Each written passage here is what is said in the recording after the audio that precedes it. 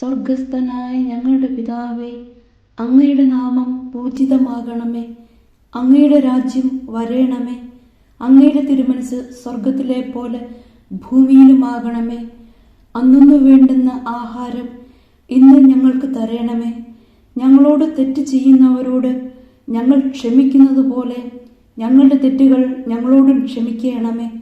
ഞങ്ങളെ പ്രലോഭനത്തിൽ ഉൾപ്പെടുത്തരുത്, തിന്മയിൽ നിന്നും ഞങ്ങളെ രക്ഷിക്കണമേ. ആമേൻ. നന്മ നിറഞ്ഞ മറിയമേ, സുസ്തി, കർത്താവ് അങ്ങയോടുകൂടെ സ്ത്രീകളിൽ അങ്ങ് അനുഗ്രഹിക്കപ്പെട്ടവളാകുന്നു.